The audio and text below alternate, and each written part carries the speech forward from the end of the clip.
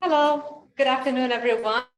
Welcome to today's session on what is sustainability and how can we contribute towards a circular economy. My name is Emma Barber, and on behalf of the University of Manchester Middle East Center team, I would like to welcome you and thank you for taking the time to join us this afternoon. I would like to introduce you to our speaker today, Emma Barber. Emma is the managing director at DGrade. DGrade's mission is to provide customers with clothing and accessories which are made in a sustainable way using discarded water bottles that are collected and then changed into raw material. And this would enable customers to participate in a circular economy. DGrade's vision is to eliminate plastic pollution and provide sustainable manufacturing solutions for everyday items such as clothing, uniforms, bags, scarves, and more, and masks. Yeah, everyday's life. So without any further ado, I would like to invite Emma to start the session. I'll stand here so you can see the screen. Thank you very much for having me. I'm delighted to be here and I hope you find my presentation interesting. I'm going to talk probably for about half an hour or 40 minutes, see how we go, and then there'll be some questions hopefully for me to answer. I'm happy to take any questions. So I was going to start just by, if I stand here, maybe I can tell you my prompt. I was going to start by introducing myself, but that was a lovely introduction. Thank you very much. I am Emma Barber, the Managing Director of DGrade Clothing. My background is actually fashion retail. So I've got about 25 years of experience of working with American, European, and then here in the Middle East, I've been here for about 15 years working with brands here on the retail side. So working with designers, planners, merchandisers, and retail front facing to customers. So that's really my experience. As I mentioned, we came to the GCC in 2006. When I say we, I'm talking about my husband and I, and it was my husband who set up the company. I joined in 2017 because for a couple of reasons, but really to help DGrade grow and expand. So I'll move on. So introducing DGrade. So my husband established DGrade in Dubai in 2010. And he has 30 years of manufacturing experience, so he knows very much about making fabrics. Up until 2010, he'd always worked in conventional fabrications, but then in 2010, he changed his entire reasoning, and we only do recycled fabrics. This year, we're very excited to set up our PET recycling plant in Kizad, which is in Abu Dhabi, just over the border. We were supposed to set this up a couple of years ago, but because of COVID and one thing and another, it's been delayed, but we will be up and running and our official launch is going to be mid-November.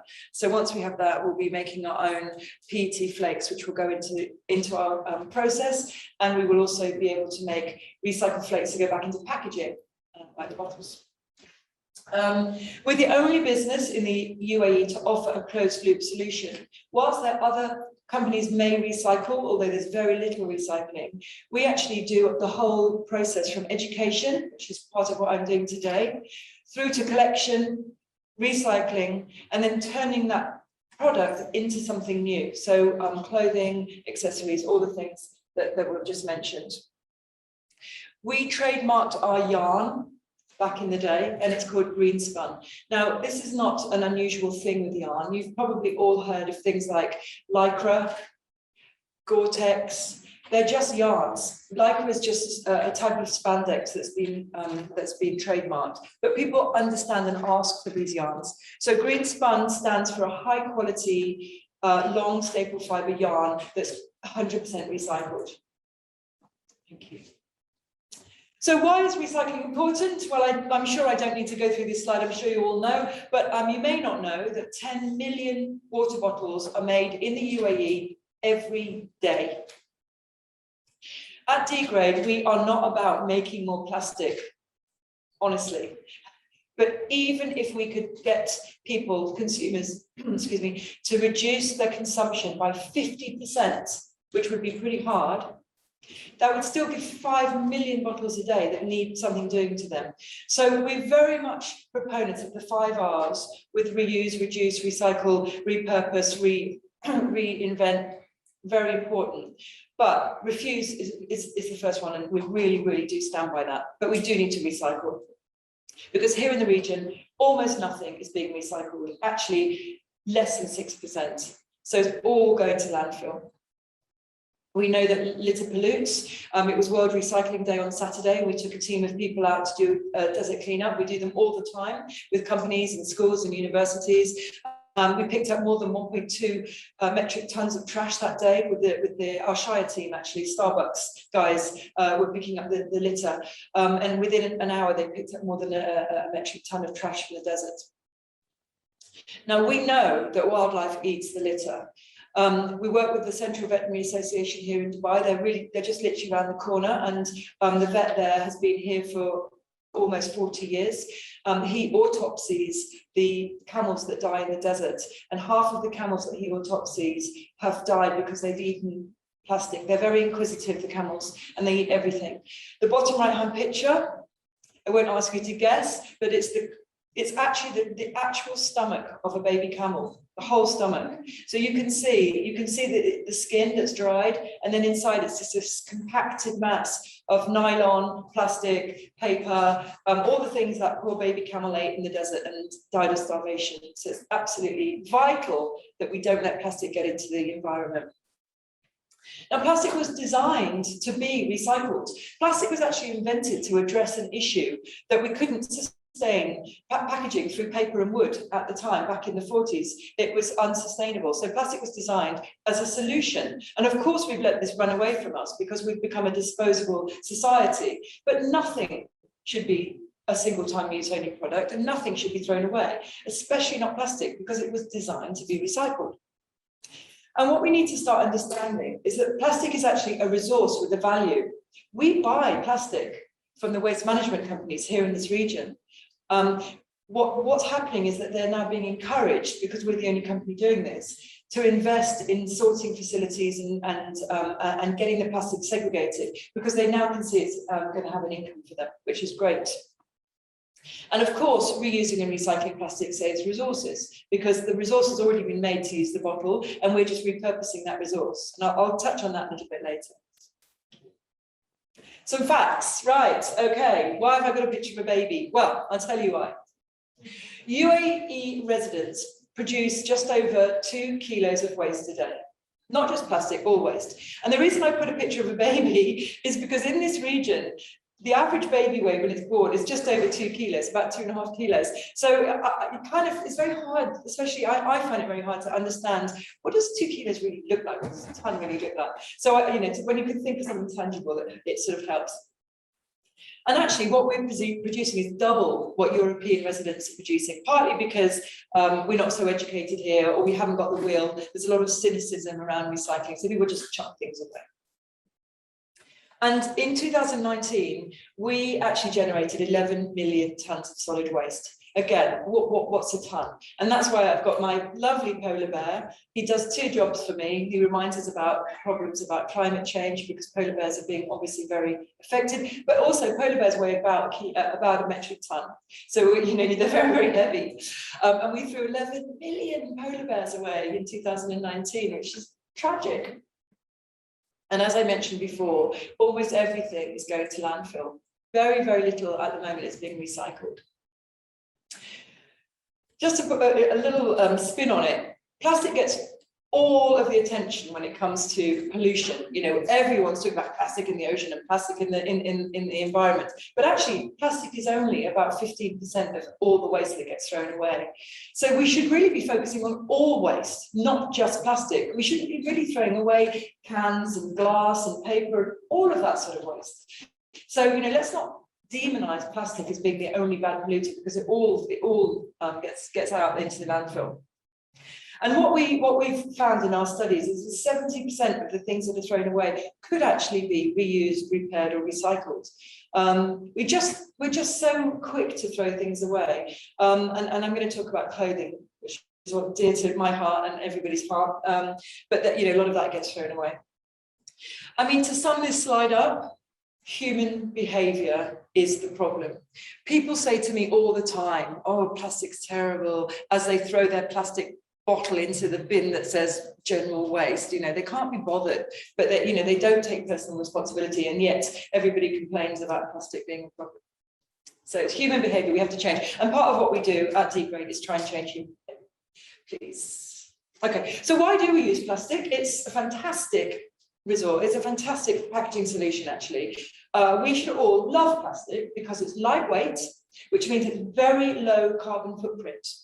So when hotels and businesses say to me, oh, we're changing all our plastic bottles to glass, glass is 6 times worse for the environment in terms of air freight. So we won't have to worry about plastic pollution if we switch to glass, because we'll have climate change here before in much, much quicker. We shouldn't be switching from plastic to glass for that reason. Secondly, it's low cost and very energy efficient to make plastic, unlike aluminium and glass, which are extremely energy heavy and extremely expensive to make. Plastic is hygienic and it's non-toxic. So people often ask me, oh, but we're drinking BPAs and we're drinking toxins. That is actually a myth. No health organization in the world has banned plastic. PET, which is a plastic we recycle, this is PET, contains no BPAs at all. It's completely safe and harmless, even if you leave it out in the sun, which is also another myth. It doesn't shatter. I was on a weekend away and we had glass bottles in the hotel room on a ceramic floor, and one of the bottles fell off and there's glass everywhere, and it meant that we couldn't be in the room until housekeeping had come and cleaned. It's really dangerous. You can cut your finger off or your toe off by dropping a glass bottle, and it doesn't happen with plastic. So in 99% of all cases, believe it or not, plastic is the greenest packaging solution. Even paper bags in the supermarket are not greener than plastic bags, believe it or not. 24 life cycle analysis have proven that plastic bags are greener than paper bags. And plastic actually degrades very quickly, and that's another myth that people don't know. They think plastic never degrades, and it's not true, it does. In the desert, when we try and pull out plastic bags, they disintegrate into 1 million pieces. When you try and pull out paper, it very often doesn't disintegrate at all. So plastic degrades very quickly. So as long as it's recycled is the key here. What we don't want is to throw plastic away straight into landfill, because then it's a disaster. Thank you. I'm just going to show you a couple of slides to back up some of those facts that I've given you, that people often, they listen, but cynicism, she doesn't really, I don't really believe her. In terms of the energy it makes to produce plastic versus glass and aluminium, in terms of the solid waste that plastic ends up being in terms of weight and volume, and in terms of greenhouse gases, plastic wins in every category. And I've got one more slide, please. Just with a few more facts. In every category, whether it's the amount of water it takes to make plastic, how much fossil fuel we need to use, greenhouse gases, and again, weight, plastic wins in every category, but we must recycle it. Okay, I'm going to move on to textiles. So we all wear clothes, we're all interested in fashion, and cheap, fast fashion has been a huge problem, partly because it's just feeding into this disposable culture. In Europe, 500,000 tons, going back to our polar bear, 500,000 tons of clothing get thrown away. And they reckon that in India, by 2050, if they carry on throwing clothes away at the same rate, they will need a landfill bigger than the whole of Delhi, New Delhi, to take the clothing. It's a really, really massive problem. A recent UK survey found that many respondents on average wore an item 7 times. And in young girls, sometimes they only wear the item once on Instagram, and then they feel they can't wear it again because they've already had their picture taken in it. So they're buying something, wearing it once, taking the picture, and then throwing it away. So the fashion industry produces a huge amount of greenhouse gases. And if it was a country, it would actually be producing more greenhouse gases the entire Europe put together. So we need to really do something to disrupt this industry. It's not only the greenhouse gases, it's a very polluting industry. It puts a lot of chemicals and dyes into rivers. It's renowned for paying terrible wages below subsistence levels. So there's a lot of big problems in the fashion industry that we need to address. And actually, the footprint of the carbon footprint of fashion is growing as well. So, it's really important that we do something in terms of disruptive technology. It's absolutely crucial. Okay. Thank you. So circular economy is really important, disruptive technology and circular economy. So at DGrade, we reuse resources, of course. We save water and energy through our process, and I will explain that in more detail in another slide. And we really want to try and protect the environment and stop all of this plastic and all of the clothing going to landfill. We want to disrupt the textile industry. Now, there's a massive demand globally for polyester.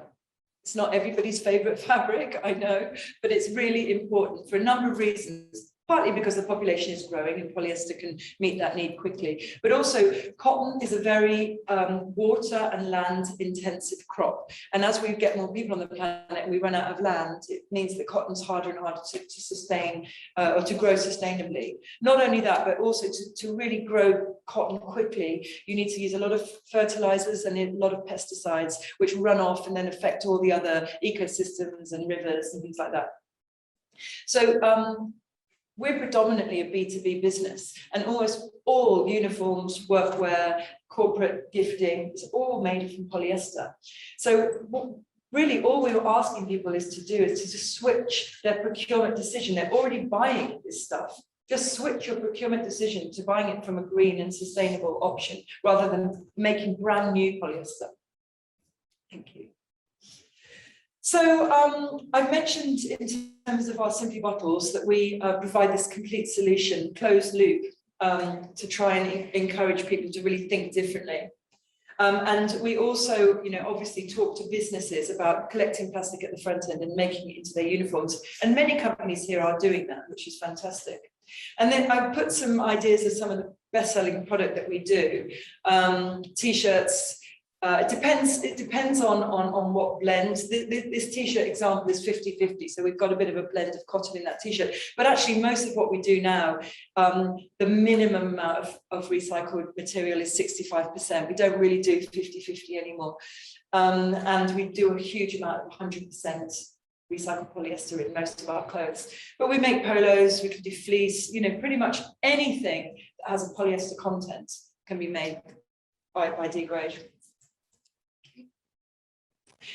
I'm very excited to say that our Simply Bottles programme won an award this week. I was just mentioning, we were at the Gulf Sustainability Awards on Monday night, and we were up for the award for the best educational sustainable programme. And we were in a category with some really heavyweight players like Procter & Gamble, Emirates NBD, Riyadh Bank, and a number of others. And we won the gold. So we've got a programme to be proud of. We're working with schools. We've got more than 200 schools in the region on board. It's completely free for schools.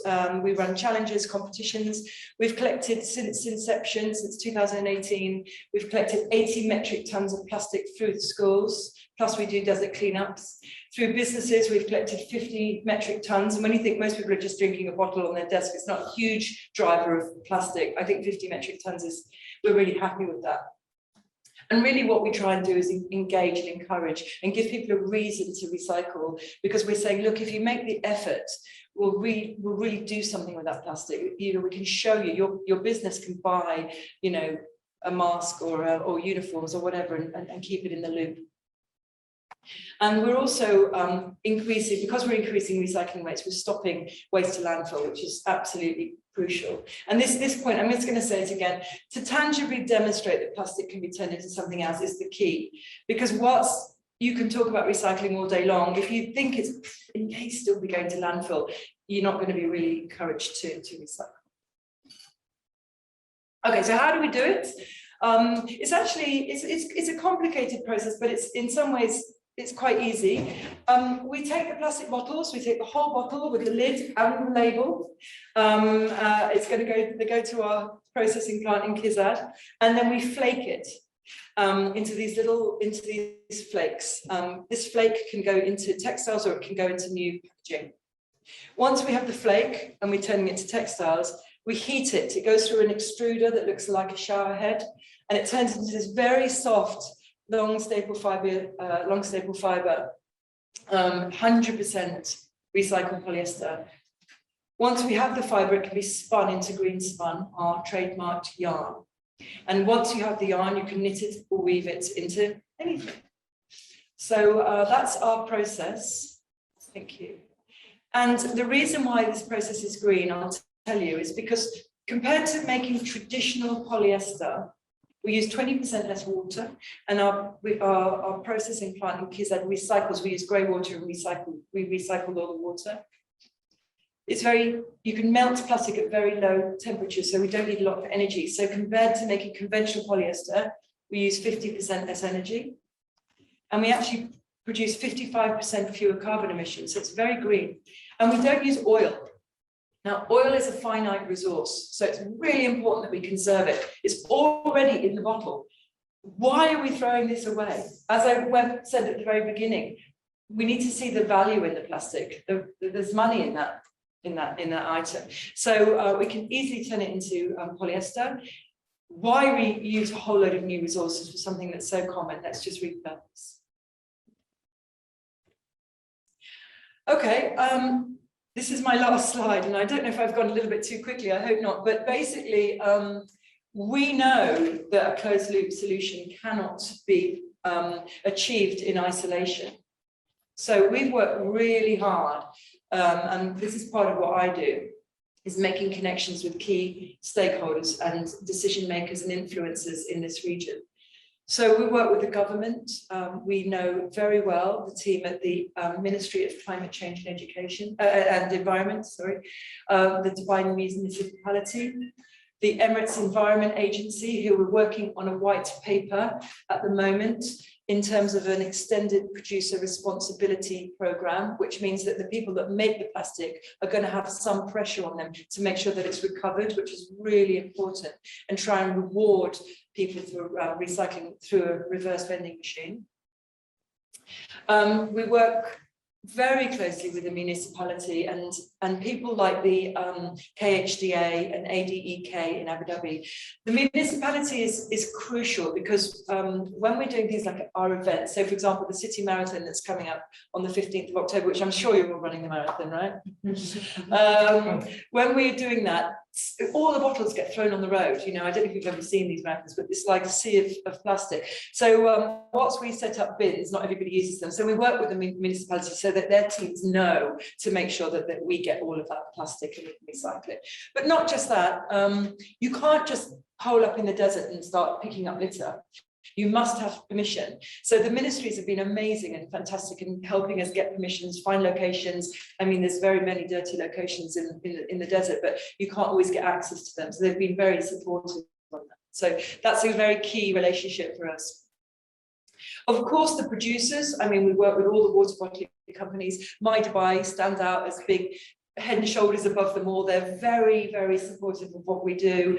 They make uniforms for all their drivers. If you have home delivery from My Dubai Water, their drivers wear DGrade polo shirts, and they also help us sponsor our schools program, which we run with the schools for free, but we fund it through corporate sponsorship, which has been our model. And of course, retailers. You know, we working with the supermarkets to try and make sure that we can start recovering some of the plastic packaging that they're disregarding. We haven't got businesses on there, but I mean, we can't do this unless businesses buy into our closed loop model. If they're not buying the uniforms, we've got nowhere to sell them, then it's very difficult to close loop. So the businesses are very crucial to that. But of course, getting the consumer to actually make the effort to recycle, to make the effort to put the plastic in the right bin. So, you know, I get asked a lot, but what about at home? You know, which bin do I use? So if you live in a villa, you may have a black bin and a green bin. Don't really have to separate the plastic on its own, actually. What we need is that recyclables are separated from food. So we don't want that contamination. If you rinse out your cans, your glass, you put your paper and your plastic in the green bin, and it's all fairly clean, it's very, very easy to segregate it, and we will get the plastic from the waste management companies. Similarly, we're trying to set up schemes at the moment, if you're in an apartment building with one chute, that you put your recyclables in a green bin all your other rubbish in a black bin bag, and then put them down the same chute. So in the skip at the bottom, it's very easy for waste management teams to pull out the green bags because they're full of recycling, and then they can segregate that. So that's something that we're really working on and trying to help consumers recycle as easily as they can, because that's the key. Let's make it easy, and then people will do it. And then let's show them we're recycling, and then it's a nice self-fulfilling prophecy. So I think that's it. I think that's my last slide. Yes. We are active on social. We're posting all the time. We're updating. We're talking about our awards and our cleanups and our schools and our challenges. So please, I'd love you if you could follow us. I think that we're linked together on LinkedIn and all those things. So